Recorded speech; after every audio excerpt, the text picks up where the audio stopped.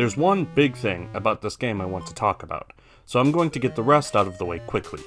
Surfacing was made on October 30th, 2020 for the Legal Game Jam by Alan Bakuth. Being a Game Jam entry, one should naturally have lower expectations, which excuses things like the simplistic combat and lack of character building. Random battles are easily solved with standard attacks, and the bosses go down without issue using a simple buff and heal strategy. Similar to the issues I talked about with Titan Tactics, we're talking the bare minimum for RPG mechanics here. What I really like is the GB aesthetic, even committing to a palette fully possible with the Super Game Boy for SNES. The menu and battles not adhering to the proper resolution is a consequence of the short time frame and possibly a limitation of the engine. But the music is quite poor. This often happens with one-man games where they're able to do several aspects well, but not all of them. Surfacing uses an authentic GB synthesizer, but that hardware is capable of some amazing music, like what featured in the original Pokemon games. Many of the songs here are one layer, and lacking even a catchy melody, making it pretty clear that Alan Bakuth has minimal experience in writing music. But what I really want to talk about is the story, or more accurately, the central theme. It becomes clear quickly that Surfacing is an allegory for the trans experience. That's a good thing, but I'm worried this was the wrong way of going about it, maybe even falling into transphobic rhetoric by accident. And I'm going to assume it was an accident because the alternative is far more troubling. We begin the game with Lumi, who to us and the NPCs is clearly a seal.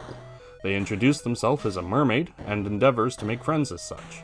Going into town, nobody believes Lumi, some because they lack identifying markers of a mermaid, like a clamshell bra, some because they don't believe mermaids are real, and some because they don't know what mermaids are.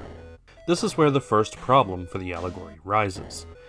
A trans person is assigned the incorrect gender at birth and, with time, wants to affirm themselves as another one. But mermaid is not a gender, it's a species, and a mythical one at that. Transphobes sometimes try to discredit trans people by making strawmen, claiming that they are something not human, or that they are, say, a black person born in a white person's body. These arguments are never in good faith, obviously, but yet here we are with a supposed ally in Surfacing using a similar idea as its plot. It's not to say the author got everything wrong. There are a number of strong points to the trans metaphor in the game. Toivo, your one party member, is distraught that no one seems to accept them as a mantis shrimp because the name is too confusing for them. They are neither a mantis, nor do they look like the typically thought of version of a shrimp. Toivo latches onto Lumi's idea of being a mermaid because they also fit Lumi's naive idea of what a mermaid is, an aquatic life form with two limbs on the top half and a tail and that can go on land. By the end of the game, Toivo comes to understand that they are not a mermaid, and gains confidence in the identity they had all along while remaining Lumi's ally. This is a great way of showing how introspection about gender can be helpful, even for cis people. Additionally, as Lumi gets more things to meet the definition of being a mermaid, the townspeople find more and more excuses as to why it's insufficient. The clams aren't enough, and then having pearls is not enough, and then being able to sing is not enough. While some are eventually convinced that Lumi is a mermaid, several aren't, and surely never would be, always finding new places to move the goalposts in a haunting recreation of what trans people often have to go through, having to prove their gender to people in their lives who will never believe them. But I want to go back to Lumi's naive understanding, because that was my second issue. I can't help but feel that's rather infantilizing towards trans people who very well understand what each gender is, but struggle to attain, metaphorically, their clams, their pearls, and their singing voice.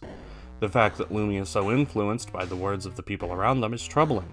Not only are the things that one needs to be a mermaid invented by others, even once Lumi makes it to the mermaids, they tell them that being a mermaid is knowing that you are, which Lumi takes with happiness. I don't think that's the right message to be sending, to be so dependent on others in forming your identity. Overall, I do think the intent on the author's part was good, but by using metaphor to talk about such a difficult modern issue, I fear the opposite effect was achieved. But maybe I'm wrong. Maybe I'm overreacting and seeing things that aren't there. And as a game, in its most essential aspects, Surfacing is simply mediocre. But that's no surprise coming from a Game Jam game. Putting aside my treatise, I'd say Surfacing gets a 4 out of 10, and I'm itching for new games.